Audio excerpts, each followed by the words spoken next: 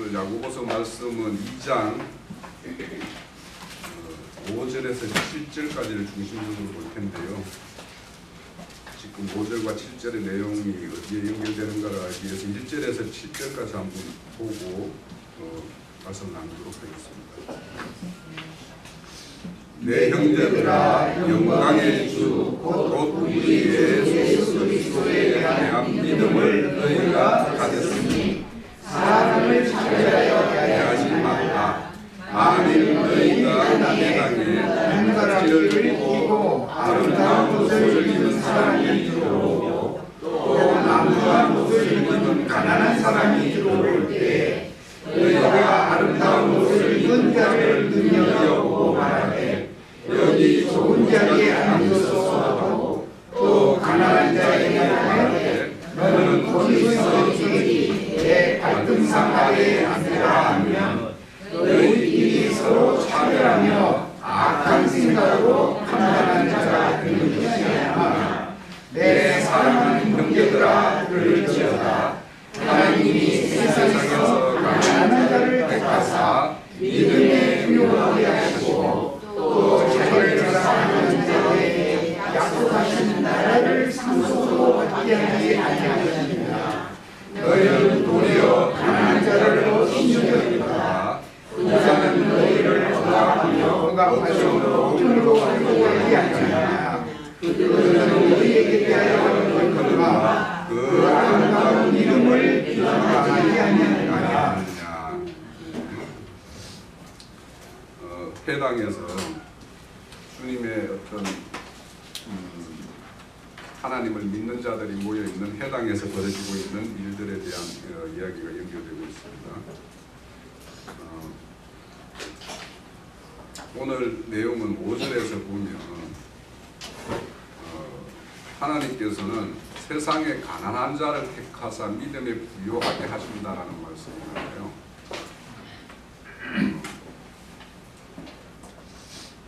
세상에서 가난한 자가 어떤 자인가, 그리고 믿음에 부요케 하셔서 하나님께서는 자기가 약속하신 나라를 상속하게 해주시는 것이 하나님의 목적이라고 밝히고 있어요.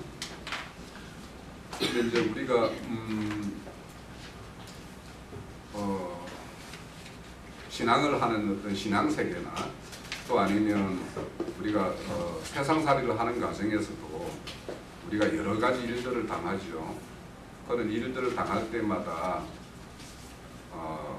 내 자신의 어떤 그런 어떤 무력감, 또 때로는 어떤 패배감, 뭐 이런 것들이 이렇게 찾아올 때가 있어요. 그럴 때 이제 자기 자신의 어떤 신앙 세계의 문제라면 내 신앙이 이게 과연 내가 구원받을 수 있는 믿음인가 아닌가 이런 것들을 이렇게 생각해 볼 때도 있을 것 같아요. 그래서 사람이 살아가면서 자기 자신의 어떤 모습을 이렇게 성찰하고 이런 것은 좋은 것이죠. 이 좋은 것인데 우리 스스로의 우리의 어떤 믿음을 이렇게 보면서 그 자신의 어떤 구원까지 이렇게 연결시켜서 생각하는 것은 상당히 좀 문제가 있다라는 거예요. 사람이 자기 자신을 바라보면 언제 우리는 육신을 입고 있기 때문에 모순적인 어떤 모습들이 발견이 되거든요. 그런데 우리가 그런 때 우리가 스스로 어떤 패배감이나 위축감이 들고 내 스스로의 어떤 뭔가 회의적인 어떤 이런 것들이 올 때 우리가 바라봐야 될 분이 딱 한 분 계세요. 믿음의 주요 온전케 하시는 그분을 바라보라고 그랬어요. 그러니까 우리가 살아가면서 그런 것이 없다라면 회의감이나 패배의식이나 뭔가 무력감이나 이런 것들이 없다라면 너무 늘 그러면은 이게 막 자신만만하고 이럴 거 아닙니까? 그렇게 살 수는 없는 거거든요. 사람이 살아가면서. 그런데 이제 그런 어떤 무력감이 오고 이럴 때 우리의 어떤 모습들, 우리 자세들이 어때야 되는가가 참 상당히 중요하다고 생각이 들어요. 근데 주님이 이 땅에 오셔서 하신 것들을 우리가 바라보면 그분은 능력이 무지 많으신 분이잖아요. 그런데 능력이 무지 많고 모든 걸 할 수 있는데 그걸 행하시지 않으면서 어떤 죄인의 모습으로 이 땅에 어떤 33년을 사시다가 가셨단 말이에요. 그러면 우리도 이 땅에 보냄을 받아 보낼 때 주님이 하나님이 우리를 이 땅에 보냈을 때 너 세상 가가지고 떵떵거리면서 막 이렇게 뭔가 잘 하면서 이렇게 살다가 와 하고 보낸 거는 아니라는 얘기예요. 그러면 그래서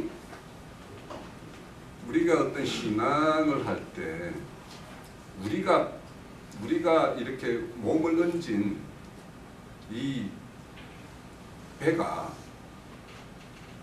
정확한가 아닌가에 대한 판단만 잘 하시면 돼요. 우선 1차적인 거예요. 네.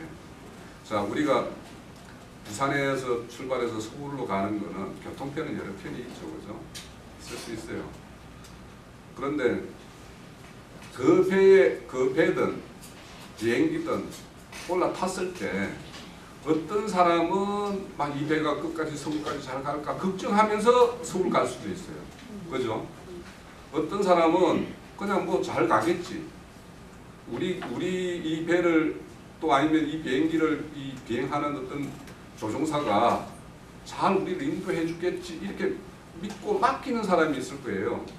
그러면 그 사람이 부산을 출발해서 서울 가는 거는 매일 마찬가지인데 어떤 사람은 내가 서울 잘 도착할까 걱정하면서 가는 사람이 있고 어떤 사람은 그냥 이렇게 맡기고 편안하게 밖에 이렇게 절경을 이렇게 즐기면서 가는 사람이 있을 수 있어요.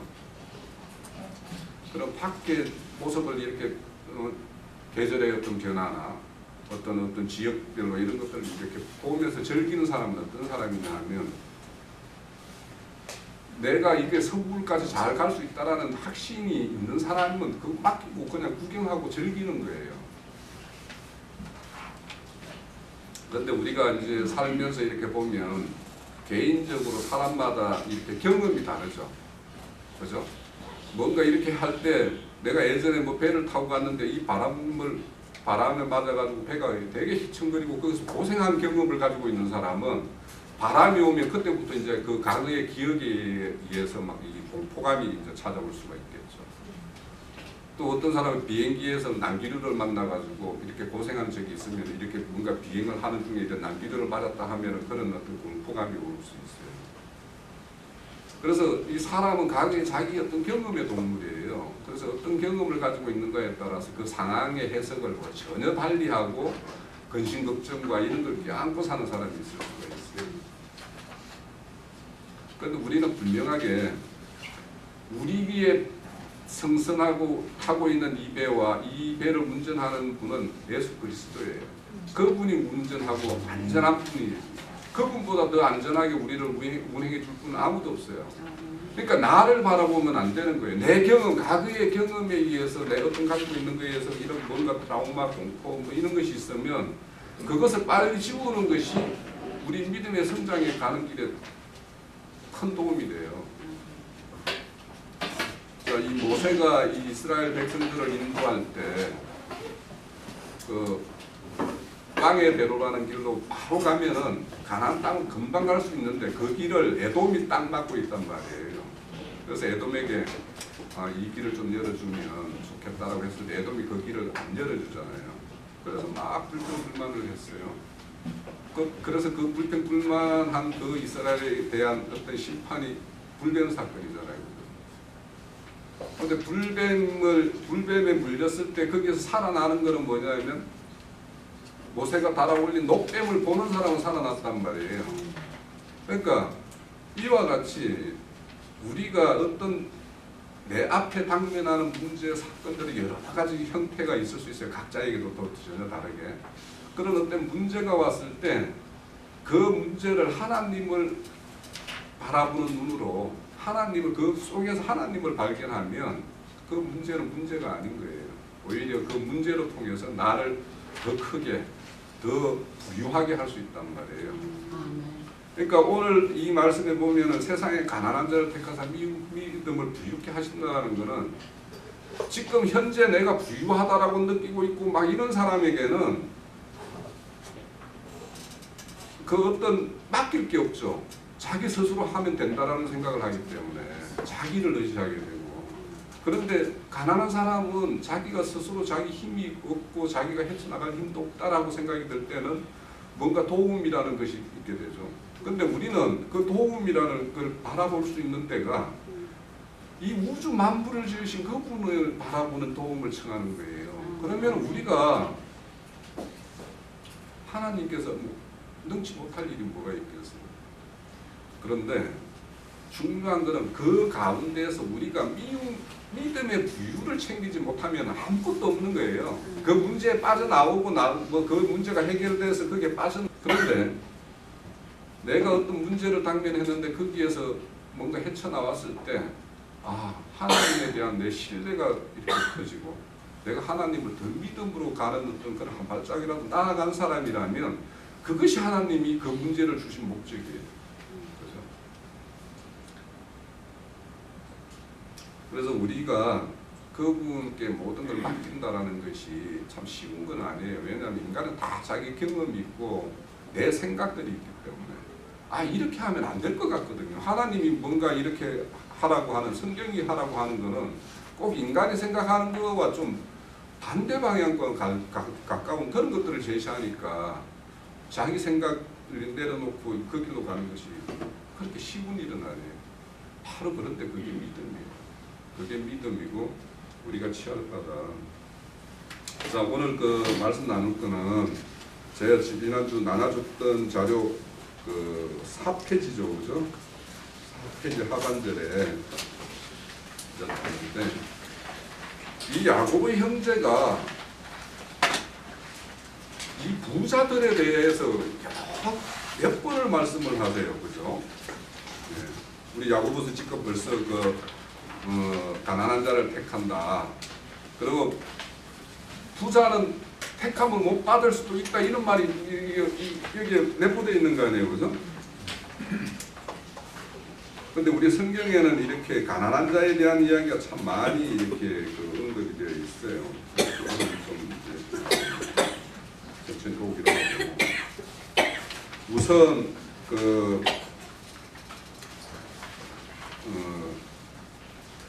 야고보 1장 9절에 보면은요. 1장 9절에 보면 나전 형제는 자기의 높음을 자랑하고 부한 자는 자기의 나사심을 자랑할지니 이는 그가 바랄 것과 같이 지나갑니다 라고 이야기했어요. 그런데 이 말씀대로 나사시는데 높음을 받는 사람은 좋겠죠. 우선 글자 그대로 보더라도. 그런데 높은 자를 이렇게 낮추려고 그러면 그걸 좋아할 사람은 없어요, 그죠?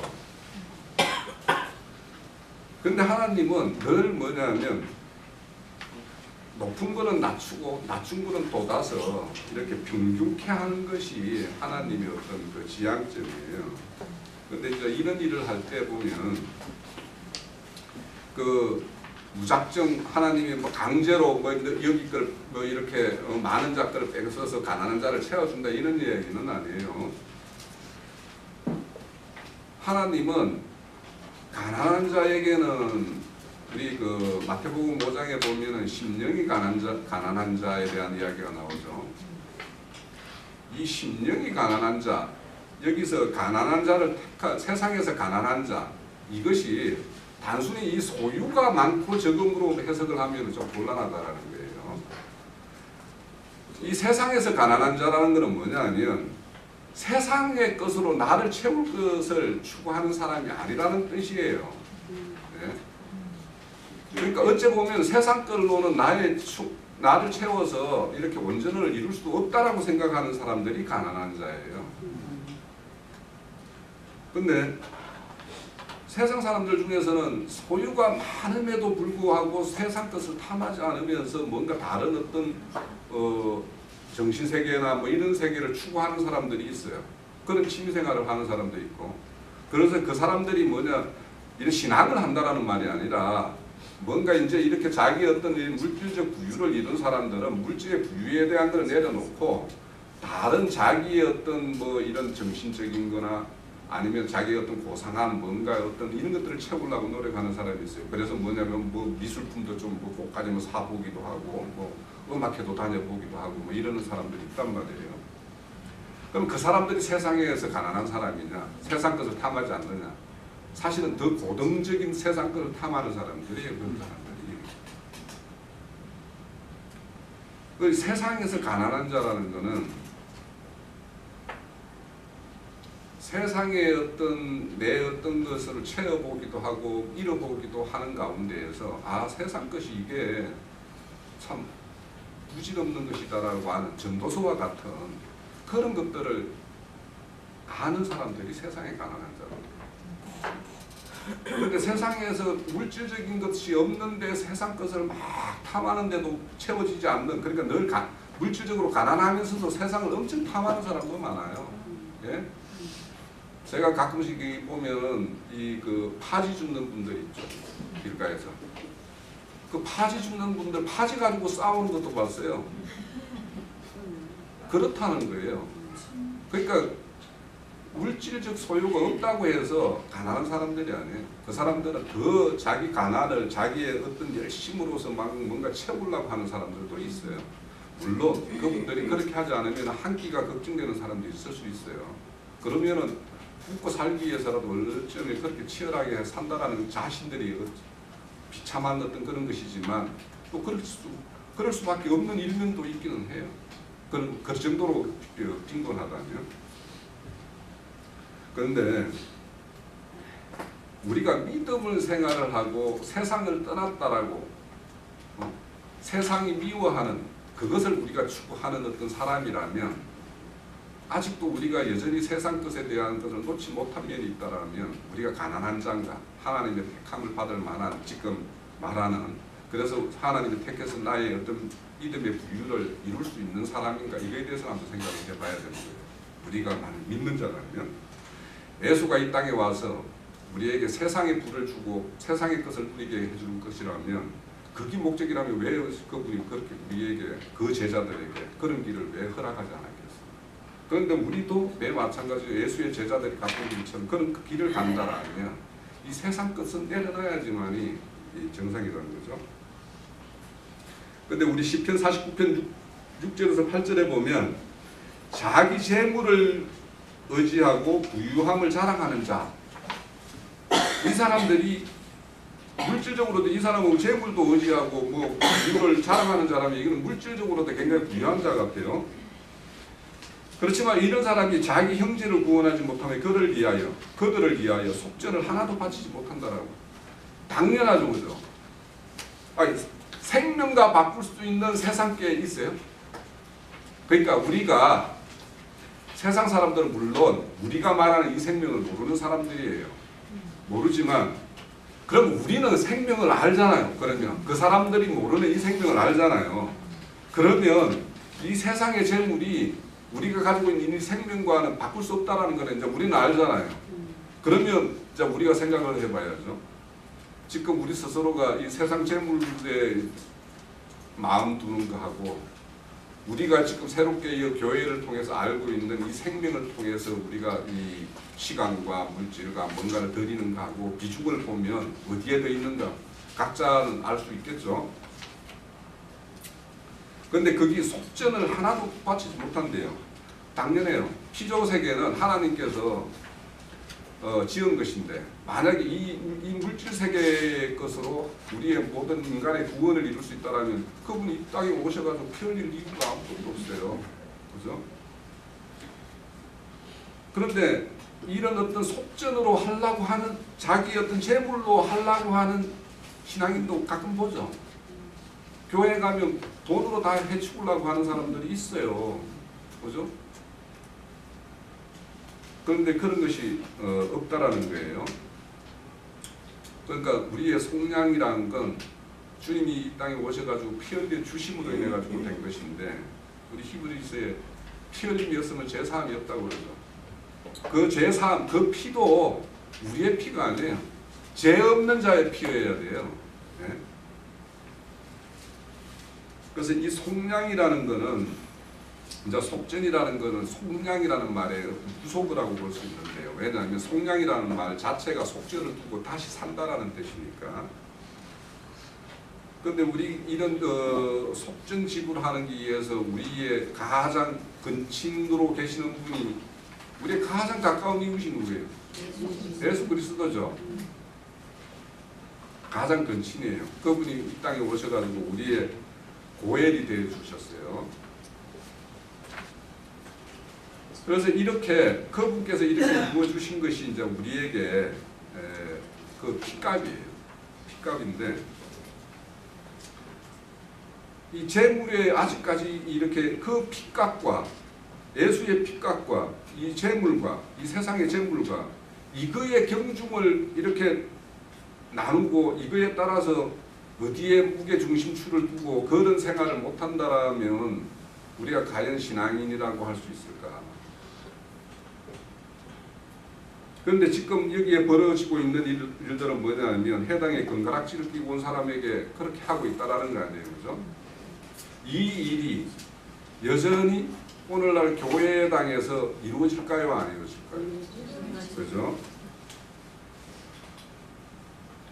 또 우리 주님께서 하시는 일 중에서 고린도후서 8장 14절에 보면 너희의 유효한 것, 유효한 거라는 것은 넉넉한 거라는 뜻이에요. 어떤 사람에게는 이게 넉넉하고 어떤 사람에게는 저기 넉넉한 게 있죠. 사람마다 다 다르죠. 네? 교회는 그런 거예요.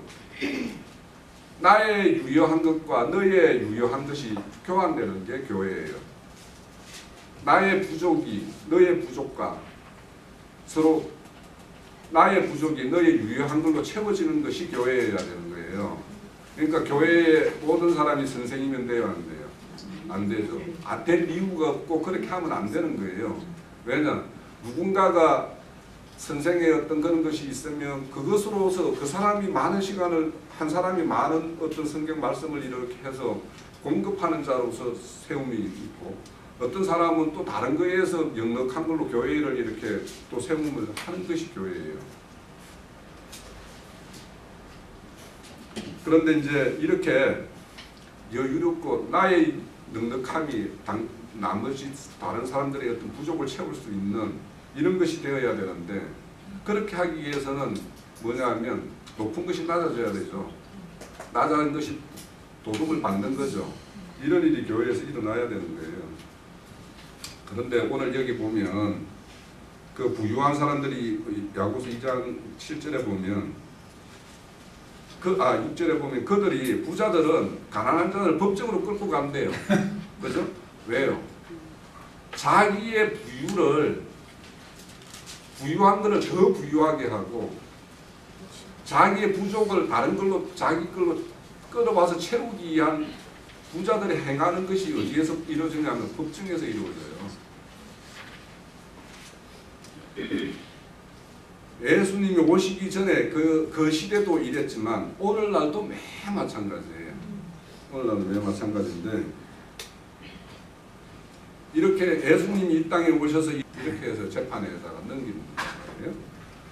그러니까 오늘날도 기득권 세력에 맞서면 그 사람들은 뭐냐면 맞서는 사람들을 향해서 사회를 혼란케 하는 사람들이 되는 거예요. 그런데 이제 시대가 많이 변했죠. 2000년이 흘렀으니까. 그런데 그 시대 때만 해도 예수님이 오셨을 때만 해도 가장 강력한 그 권력은 뭐냐면 정치 권력이에요. 정치 권력이 가장 강했고 정치 권력을 뒤에 서포트하는 게 경제 권력이었고 이랬었는데 지금 오늘날 같은 경우는 전혀 달라요. 우리나라만 해도. 우리나라가 이 청와대가 제일 힘 있는 것 같지만 사실 그렇지 않습니다. 이미 그 거대 경제 세력들에 의해서 우리나라는 완전히 점령되어 있어요. 경제 세력들이 하고 싶은 대로 거의 대부분이 다 이루어지고 있어요. 그리고 이제 지금은 그 다음에는 오히려 이제 언론 권력이 굉장히 커졌죠. 사람들을 그냥 이 여론을 막 이렇게 조작을 하고 이런 식으로 세상이 바뀌었습니다. 근데 그 사람들 다 그 힘 있는 권력들이 자기 권력들을 위해서 다른 사람들의 어떤 희생을 강요하는 것이 오늘날 어떤 세상이다 보면 이거는 짐승세계와 거의 비슷하죠. 야국 강식의 어떤 세계라고 볼 수가 있어요. 그래서 이렇게 가난한 자들은 늘 가난하게 되고 이 세상이라는 것은 부유한 사람은 더 부유해지는 게 세상이라면 교회는 따라다녀야 될 거 아니에요, 그죠? 교회는 따라다녀야죠. 그래서 이제 이와 관련된 말씀들을 좀 찾아볼게요. 제가 오늘 나눠드린 자료 있죠. 네. 그 자료를 잠깐만 살펴볼게요. 왜 하나님은 가난한 자를 택하여 믿음의 부유를 이룰까? 이 부자를 불러서 부자가 예수님 찾아왔죠. 내가 뭘 어떻게 해야 영생을 얻으리까 하니까 네 모든 소유를 팔아서 가난한 자에게 주고 나를 따르라 하니까 따라오지 못하죠. 그만큼 이 세상에서 물질적 부유가 주는 이 힘과 누림이 너무 크기 때문에 그거를 포기하기는 쉽지가 않아요. 그래서 부자가 천국에 들어가기는 낙타가 바늘기에 들어가는 것 같다라는 거예요. 왜냐하면 부자가 누릴 게, 이 세상은 부자가 누리기에 너무 좋은 걸로 조성이 되어 있거든요. 그래서 우리 여기 계시는 분들은 얼마나 큰 부를 이뤘는지는 각자는 모르겠지만 제가 알기로 크게 그런 건 아닌 것 같아서 우리는 이렇게 이 가난한 중에 택하여서 부유함을 이렇게 이루는 이 부류로 이렇게 일단 나눠짐에 대해서 감사를 해야 될 것 같아요.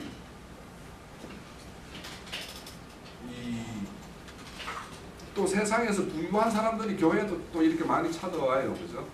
그래서 참 그 사람들은 이 땅에서도 크게 누리고 또 죽음 넘어서도 크게 누리기 위해서 이렇게 보험 들기 식으로 이렇게 오는 사람들이 있어요.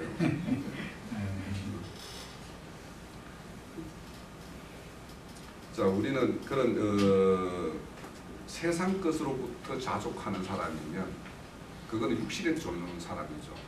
그런 사람들은 하나님의 율법의 요구를 이루어주지를 않아요.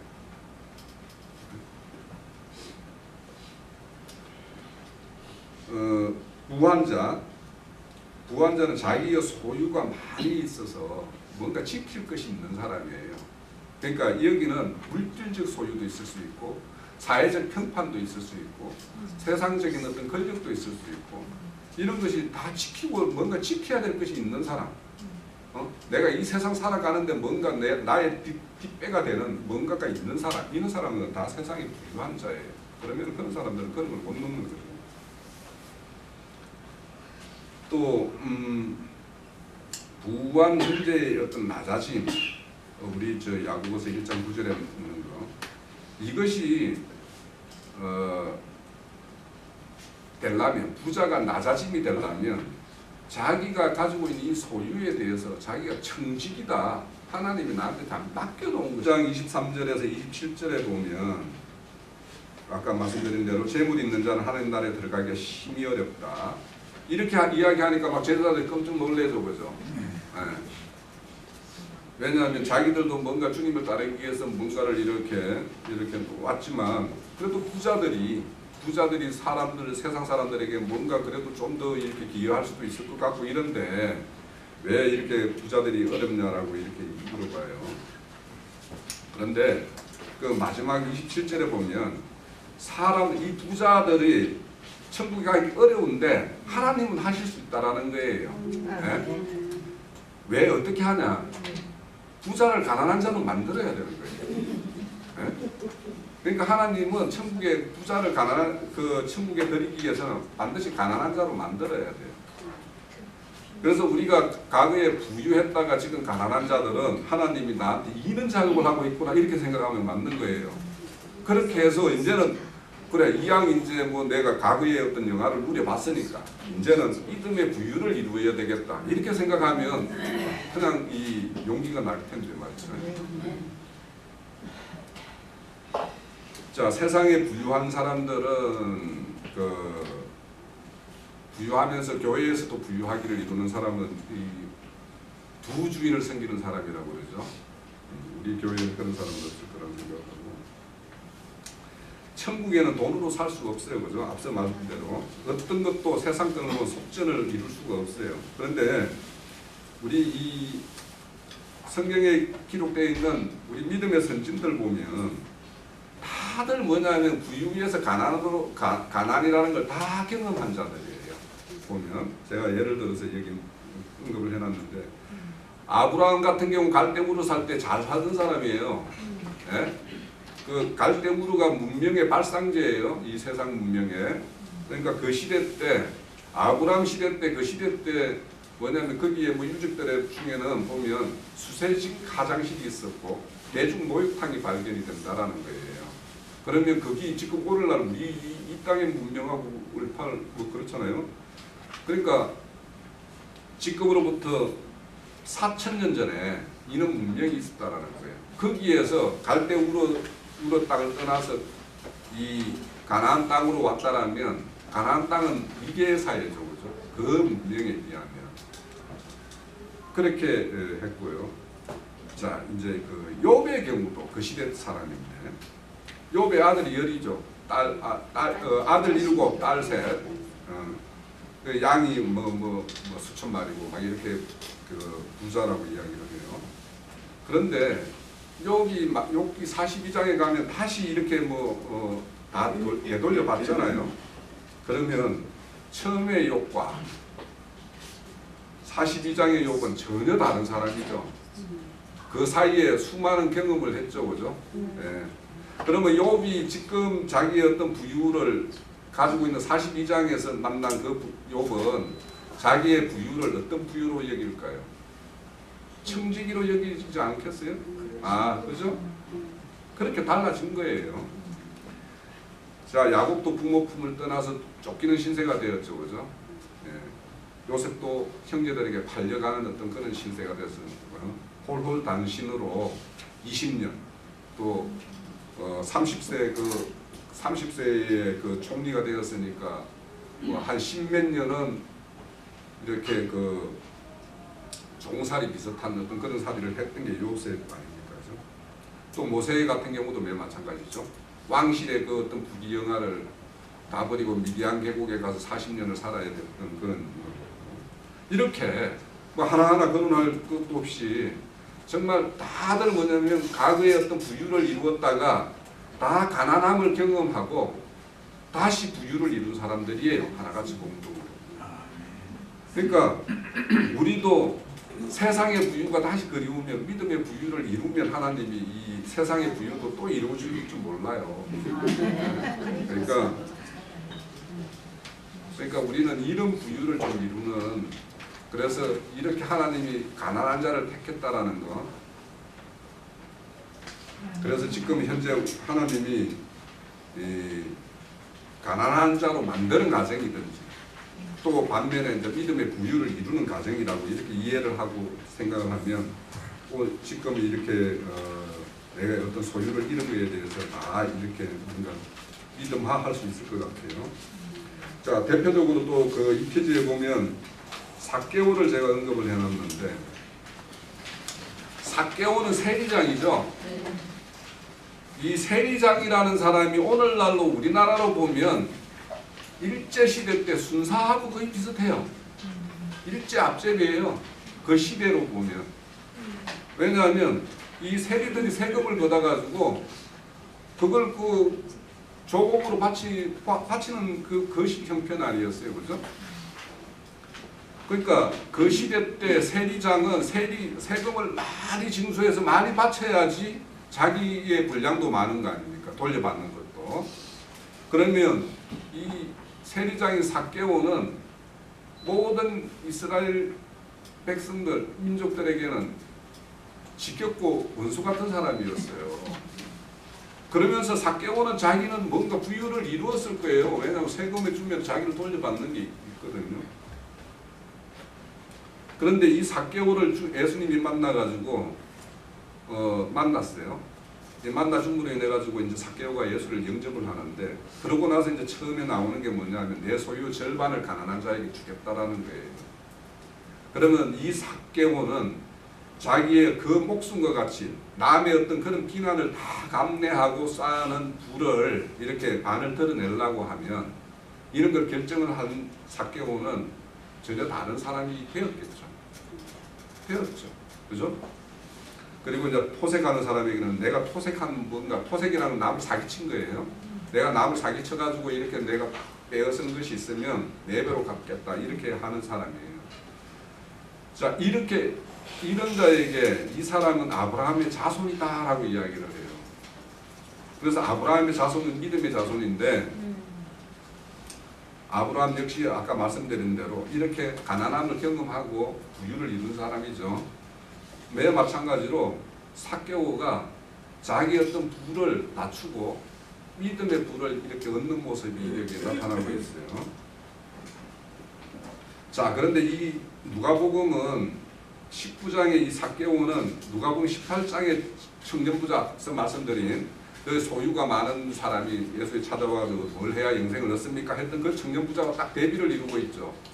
그죠? 예. 이렇게 부를 낮춰서 믿음의 부를 이루려고 할 때 반응은 이렇게 두 부류가 나온다라는 거예요. 또 이 야고보서 4장 13절 14절에 보면 내가 어느 도시에 가가지고 1년 동안 유하면서 장사해가지고 내 부를 이루겠다라는 사람이 있어요. 자, 이런 사람, 이 사람은 1년 동안 거기서 장사하겠다라는 거 아닙니까? 그죠? 이 위에 삭개오는 세리장인데 세금을 맞추는 사람인데 이 누가복음 19장 요 밑에 세리장 삭개오 이야기 밑에 바로 뭐냐면 예수님이 머나 비유를 딱 붙여놨어요. 10머나씩 다 제자 세 종에게 10머나씩 맡겨가지고 장사하게끔 하는 그 이야기를 붙여놨단 말이에요. 그러면 예수님이 이 세리장 삭개오를 이야기 밑에 그 머나를 딱 붙여놓은 것은 이유가 있어요. 예수님이 세리장이에요. 우리한테 나중에 세금 받을 거예요. 다 천국에 가서 그리스도 심판대 앞에 가면 그분이 다 셈한단 말이에요. 그 이야기를 하는데, 그런데 이제 우리는 그러면 머나를 받은 그 세 종과 같이 예수님이 맡긴 장사를 해야 되는데, 야고보서 4장에는 지금 뭐냐면 내 어떤 세상의 어떤 재물을 얻기 위해서 1년 동안 어디 가서 장사하겠다는 이런 사람이 있다라는 거예요. 그 사람이 하는 이야기예요. 그 사람에게 1년 동안 유하여 장사하여 일을 보리라 하는 자들아, 내일 일을 너희가 알지 못하는도다. 너희 생명이 무엇이뇨? 너희는 잠깐 보이다가 없어지는 거란 말이에요. 그러니까 이 땅의 삶이라는 게 우리 인생에게 주어진 70, 80이 주어진 이 인생의 목적이 무엇인가에 대해서 한번 생각해 보라는 거예요. 그러니까 이익을, 땅의 이익을 추구하는 이런 인생관을 가지고 있으면 이 인생관을 지금 다 오늘 이 시간에 좀 다 드러내기를 바라요. 우리는 천국에 하나님이 맡긴 문화의 어떤 그런 비유 장사, 영혼을 사는 장사, 이런 장사에 1년 동안 목매진을 해보면 어떨까 합니다. 또 야고보서, 그러니까 이 부자에 대해서 자꾸 이제 야고보 형제가 여러 번 언급을 하는데, 야고보 5장 1절에서 4절에 보면 들으라 부한자들아 이야기를 나와요. 너희에게 이 말 고생에 인하여 울고 통곡하리라. 너희가 너희는 재물을 썩었고 너희 옷은 좀 먹었다. 얼마나 이렇게 재물을 쌓아놔가지고 그냥 꾹꾹 재어놨으면 조비 다 먹고 금원들이 녹이 썰어가지고 이렇다라는 거예요. 그런데 이것이 뭐냐면 너희들이 살을 사르는, 살을 먹어버리는 증거가 된다라는 거예요. 우리가 곳간에 뭔가 좋은 옷, 금은 쌓아놓고 이렇게 하면 이 자체가 하나님의 다 심판거리가 된다라는 거예요. 근데 여기에 부한자들아 말하는 거는 이 4장, 이제 야고보서 4장의 끝에 보면 허탄한 것을 자랑하는 사람, 부한자가 허탄한 것을 자랑하고 선을 행할 줄 알고도 선을 행하지 않는 부한자를 말하는 거예요. 지금. 그런데 이제 이런 자들이 어떤 짓을 하냐 하면 싹군, 품꾼들, 싹을 주지 않아가지고 추수한 자의 우는 소리가 하나님 귀에까지 들렸다라는 거예요. 그러니까 이 부한자들이 정직한 부한자가 아니죠. 뭔가 이 품꾼이라면, 이 성경에 나오는 품꾼이면 하루에 하루 벌어가지고 먹고 사는 사람들이에요. 그러니까 하루의 품을, 그 보면은 레위기 19장도 있죠. 너희 싹을 내일 아침까지 이렇게 밤새 이렇게 네가 이렇게 품었다가 내일 주고 이렇게 하지 말아라는 얘기죠. 왜냐하면 그분들은 이 품꾼은 오늘 싹을 받아가야지 식구들이 하루를 먹고 사는 거예요. 그런 형편에 있는 사람들을 품꾼이라고 이야기를 해요. 그러면 하루를 품을 안 주고 내일 아침에 이렇게 지불하면 이 사람들은 그날을 굶어야 되는 사람들이란 말이에요. 그런데 이렇게 품꾼들을 이렇게 품을 이렇게 자기가 지고 이렇게 제때 안 줌으로 인한 사람들은 뭐냐면 품꾼들을 더 비참하게 만들죠. 사실은.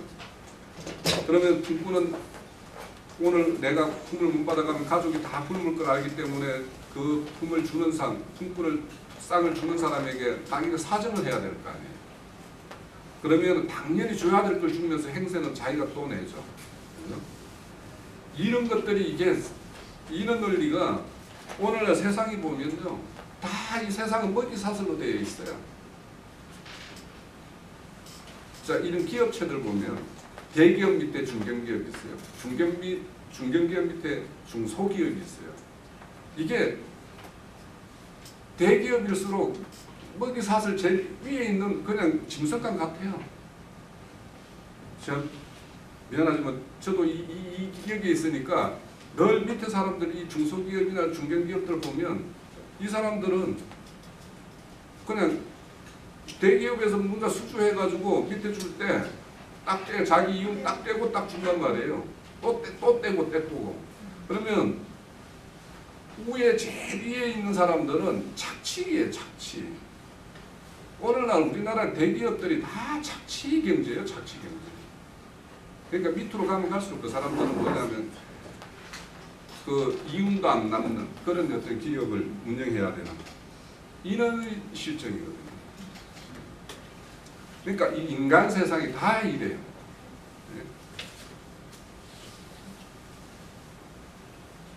그러니까 부자인 사람들이 선을 배워서 선을 행하려면 참 가난한 아무것도 없는 사람이 행할 수 있는 것보다 훨씬 큰 일을 할 수 있는데 근데 그 사람들이 이런 걸 모르니까 문제죠. 이런 데도 눈을 돌리지를 못하니까. 자, 누가복음 6장 20절 3페이지요. 20절에서 24절에 보면 이 마태복음 5장 8복의 이야기가 똑같아요. 가난한 자들은 복이 있대요. 하나님 나라가 저희 것이 될 것이라고 그러고 줄인 자는 복이 있고 배부름을 얻을 거라고 그러고 우는 자는 주님이 웃게 하실 거라고 그러고 또 너희를 멀리하고 욕하고 하는 자들을 너희를 미워하고 멀리하고 욕하고 너희 이름을 악하다 하여 버릴 때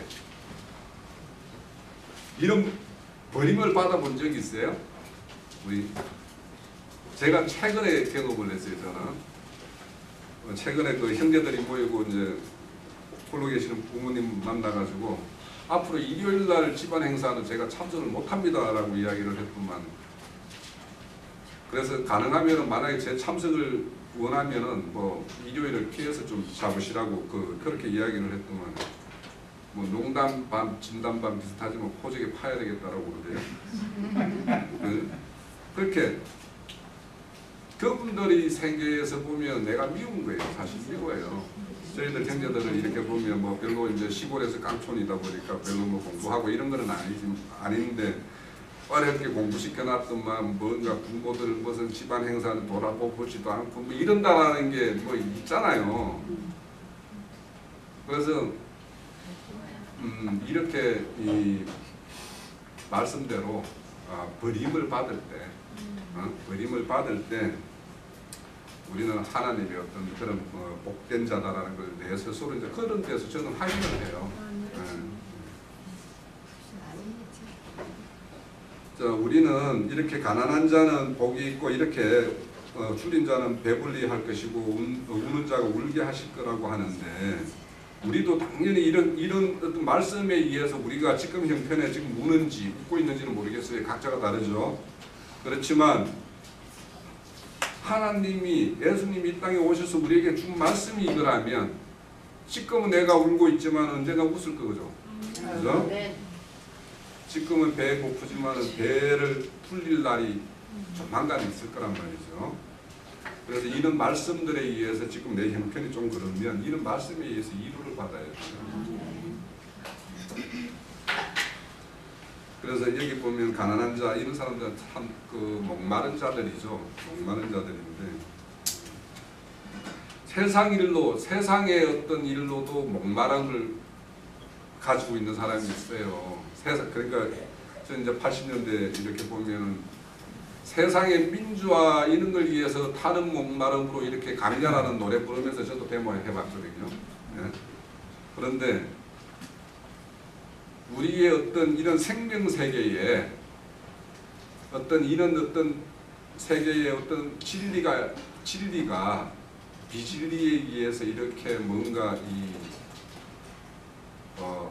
퍼져나가고 확산되지 못하는 이런 실정에 대해서 우리는 참 타는 목마름이 있어야 되는데 그죠?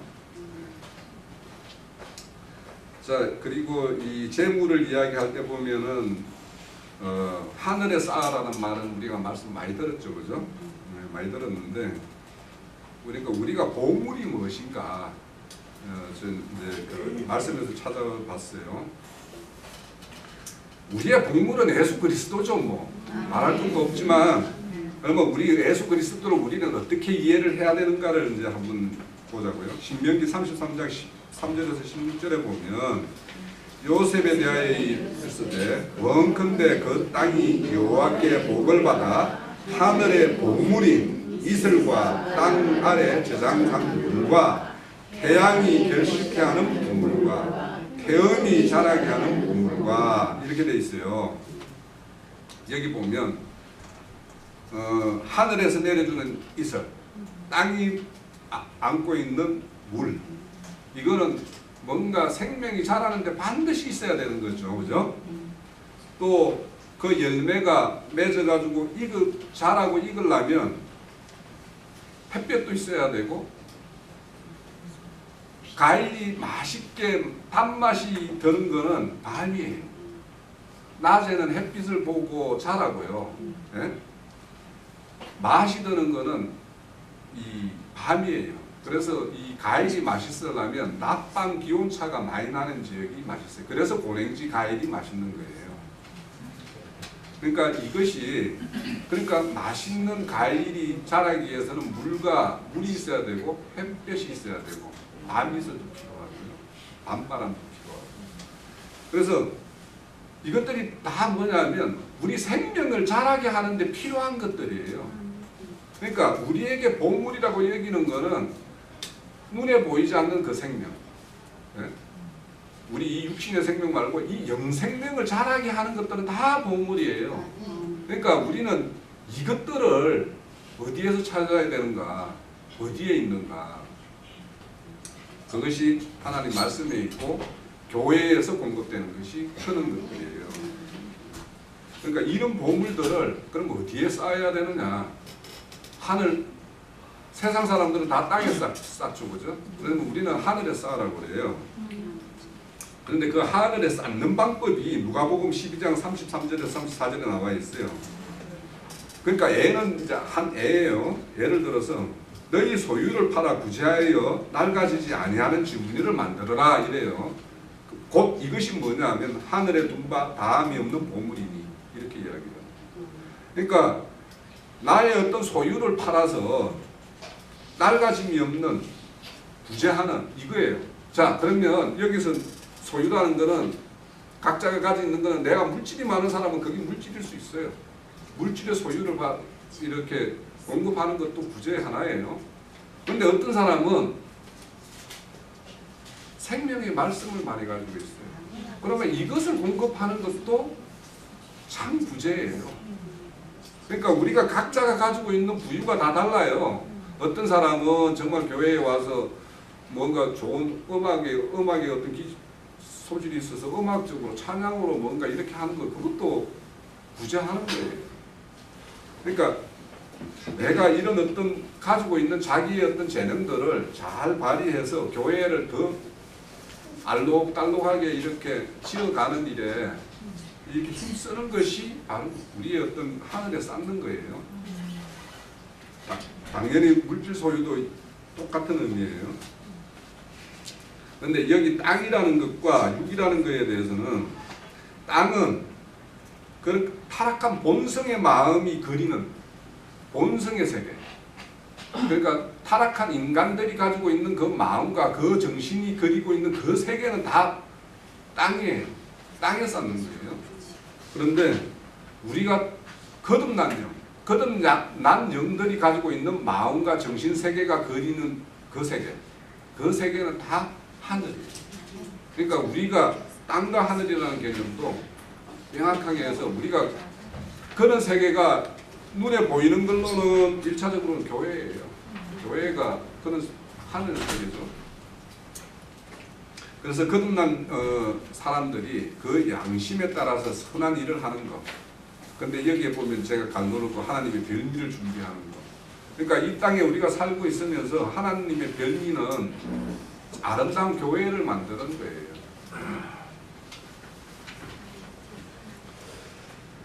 자, 그리고 누가복음 보면은 이제 그 요즘에 그 우리 요한복음에서도 이제 그 부자와 나사로의 어떤 그 부활에 대해서 이렇게 말씀을 나누고 있는데, 누가복음에 보면 한 부자와 나사로의 어떤 죽음의 이야기가 나오죠, 그죠? 4페이지입니다. 여기 보면은 이제 한 부자가 있는데 이 자색 옷을 입고 화로에 연락하고 이렇게 지낸다는 건 늘 이렇게 모여서 이렇게 잔치도 벌이고 이렇게 한다는 거예요. 그럼 이 부자들이 만약 이 세상의 부자들이야 뭐 난 두고 우리 기독교계의 부자들이 어떤 사람들이 부자인가? 그런 사람들이 어떻게 화로에 모이는가? 그 사람들은 그렇게 모임을 만들기 위해서 만드는 것이 뭐냐면 사실은 교파고 노회고 교단이고 있죠. 그런데 이제 이 여기에 비해서 나사로 같은 경우는 그 주인들 상에서 떨어지는 어떤 그런 부스러기라도 얻어먹겠다라고 이렇게 하는 사람들이에요. 그러니까 오늘 말씀에 보면 남루한 옷을 입고 회당에 들어와 가지고 발등상 아래에 앉아 있는 이런 사람들이 나사로와 거의 같은 사람이죠. 근데 이 사람들을 왔는데 막 심지어 걔들이 와서 헌대를 한다라고 이야기하는데 뭐 실질적으로 뭐 나사로가 뭐 어디에 막 이 종기가 나가지고 뭔가 고름이 줄줄 흘러서 뭐 이랬는지는 모르겠지만 이 나사로 같은 사람은 그렇지 않아도 남들에게 빌어먹고 이렇게 얻어먹으려면 참 수치스럽고 부끄럽고 이런 것이 있는데 그 사람들에게 뭔가 못 쓸 말들을 막 해대고 이러면서 뭔가 예전에 이제 우리 어렸을 때 보면은 이제 이 동네에 거지들이 진짜 있었거든요. 그럼 그런 사람들 뭐 이렇게 오면은 좋은 밥 주는 것도 아니면서 이렇게 뭔가 조금 내주면서 막 뭐 이상한 소리 해가면서 주는 사람들 있잖아요, 그죠? 그렇게 했다는 거예요, 그러니까.